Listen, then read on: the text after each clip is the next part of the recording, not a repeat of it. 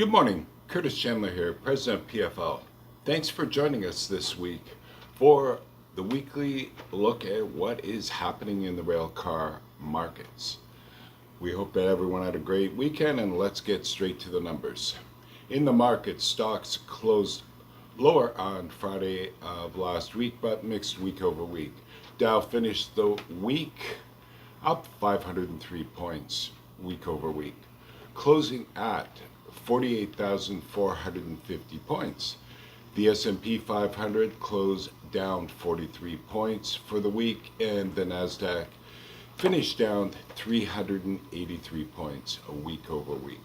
Turning to energy, crude oil closed lower. WTI settled at $57.44, down $2.64 week over week.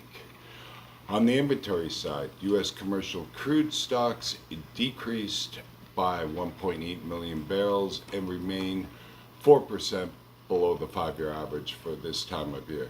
Refined products saw builds. Gasoline inventories increased by 6.4 million barrels, and distillates rose by 2.5 million barrels week over week. Propane inventories drew down 1.8 million barrels, but remain 15% above the 5-year average for this time of year. In North American rail traffic, weekly volumes were down 3.87% compared to the same week last year. Car loads were effectively flat, just up 0.29%. Intermodal took the hit and was down 7.6% week over week. 5 of AR's 11 major traffic categories posted year-over-year decreases. The largest decrease came from forest products, which was down 18.44%. The largest increase was from coal, which was up 19.80%. North American rig count was flat week over week. The U.S. was down 1 rig, and Canada was up by 1 rig week over week. Now here is what we are watching out for you. First, a quick note from the field. PFL attended the Western Canadian Rail and Transportation Club's Ugly Sweater event in Calgary on last Thursday. It was a fantastic turnout, and it's touted as Canada's Chicago Traffic Club. Cindy Papa from PFL's Calgary office was there for the event. For more information, call PFL today. We are watching crude by rail economics with the WCS spread holding at $13.30. The economics for rail export remain viable for non-Haz undiluted bitumen. Enbridge pipelines are constrained, and production is testing takeaway capacity, and Trans Mountain is filling up. Seeing this, Gibson announced a 50,000 barrel per day expansion at the Hardisty DRU at Strathcona's rail terminal. Stay tuned to PFL for further details, and please read today's report. Beyond crude, we are watching NGLs and refined products. This is a quiet success story. U.S. propane exports are up 8% year over year, driving steady logistics pressure at the Gulf Coast terminals. We're also seeing renewable diesel movements becoming a standalone force in rail data.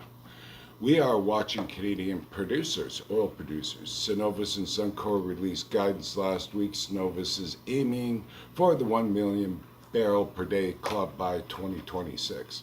While this doesn't signal any immediate crude by rail boom, that scale of production will eventually stress pipelines, potentially pushing barrels back to rail. In the leasing market, fundamentals remain tight. Leasing platforms are near full utilization. Lessors touted earlier this quarter and has solidified a tight baseline for December. Winter operating constraints are amplifying the value of well-positioned fleets. Shippers are paying premiums for cars that are geographically positioned to move. Finally, we are watching rail service versus rail reality. On paper, velocity is up. On the ground, it is a different story. Canadian railroads are implementing conservative winter plans with train length restrictions. While trains are moving faster on average, the data shows loaded cars sitting immobile at terminals is volatile. The aggregate number of tank cars online hasn't moved much, meaning cars are available physically but are often in the wrong place. See PFL's Rail Report for further details. For the latest updates on equipment that is for sale or lease or customized rail solutions, contact PFL today. Remember, we clean, flare, service, and store rail cars across North America.